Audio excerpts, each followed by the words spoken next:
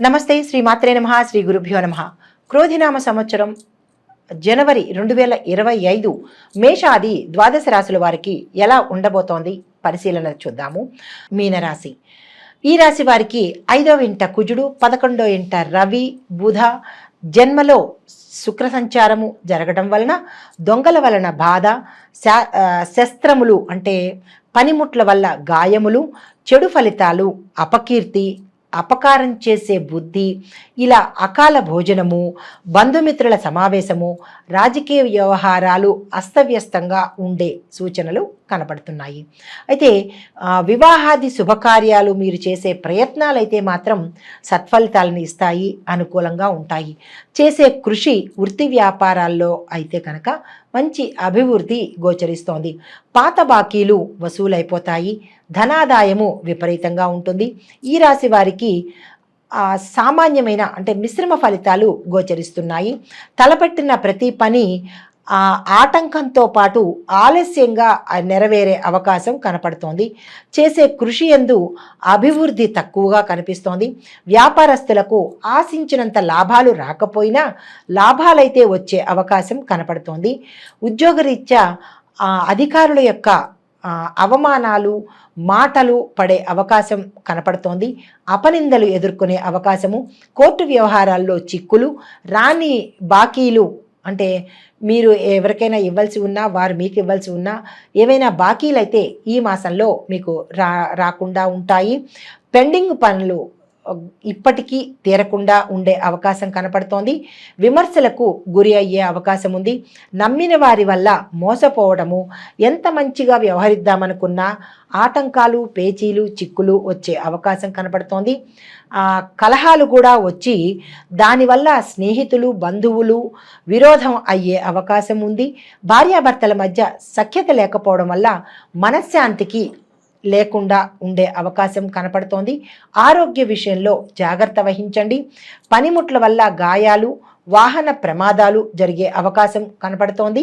శని కుంభంలో సంచరించడం మూలంగా ఏలినాటి శని ప్రభావం వల్ల కూడా వృధా కార్యాలు చేసి అలసిపోవటము, శత్రువులు పెరగడము, ఆస్తిని అపహరించడము, జీవిత భాగస్వామికి అనారోగ్యము, సంతానానికి కూడా అనారోగ్య సమస్యల వల్ల ధన వ్యయము, అనవసర దూర ప్రయాణాలు చేసి ఆరోగ్యాన్ని కోల్పోవడము, సంబంధిత విషయాలు జరిగే అవకాశం ఉంది. శత్రువులు, రుణాలు పెరిగే అవకాశం కనపడుతోంది. ఇంట్లో పెద్దవారి సంపాదన పెరుగుతుంది. రవి మకరంలో సంచరించడం వల్ల శత్రువుల వల్ల కొంత బాధ ఏర్పడే అవకాశం ఉంది. అయినప్పటికీ జయాన్ని సాధిస్తారు. అయితే ఈ రాశిలో ఉండే స్త్రీలకు వివాహం ఆలస్యమయ్యే అవకాశం కనపడుతోంది.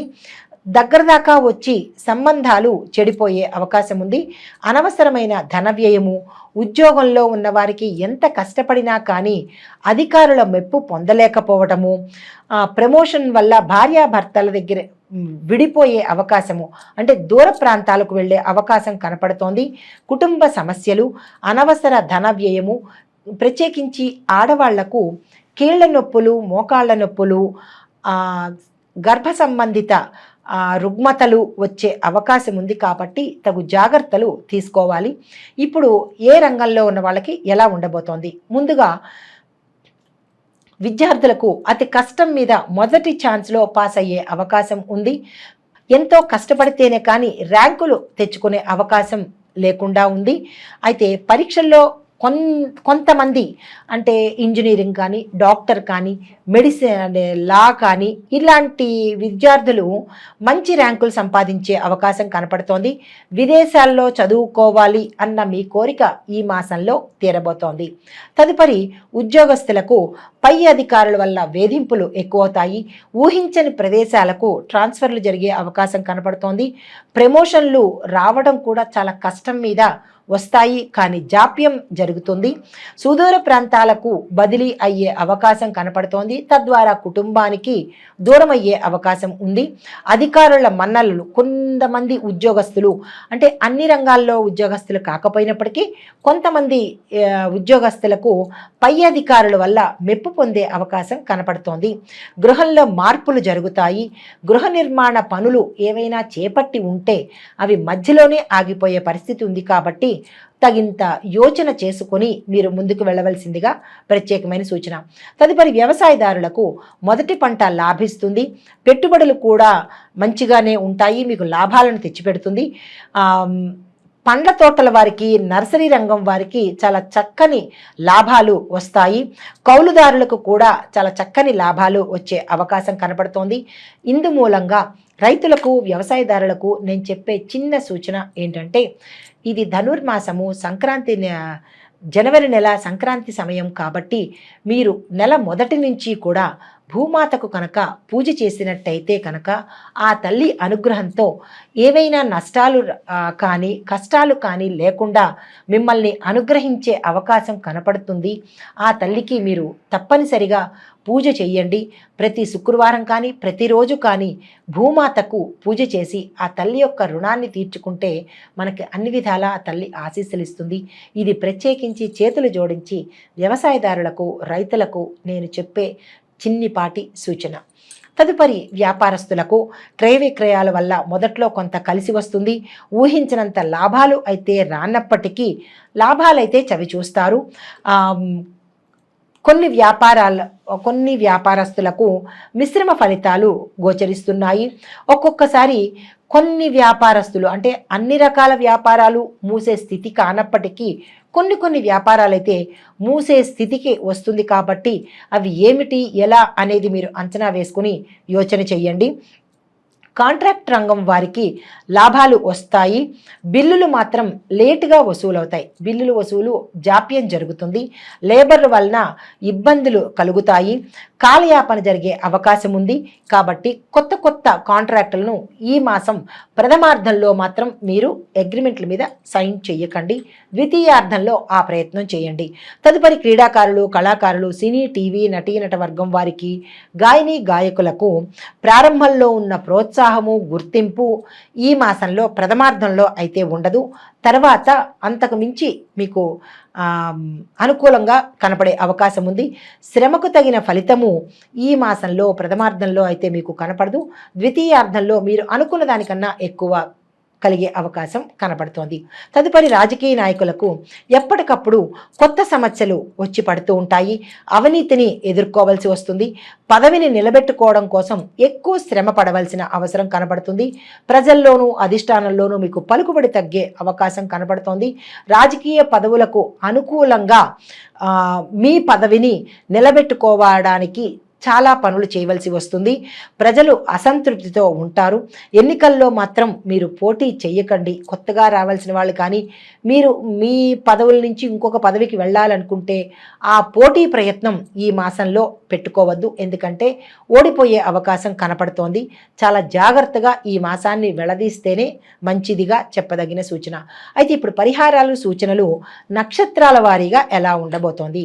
ముందుగా పూర్వభాద్ర 4వ పాదం వారికి 2025 జనవరి నెల అంటే ఈ నెల చాలా యోగ్యదాయకంగాను, లాభదాయకంగాను, అన్ని రకాలుగా చాలా చక్కని నెల అనమాట. మీరు దీన్ని వృధా చేసుకోకండి.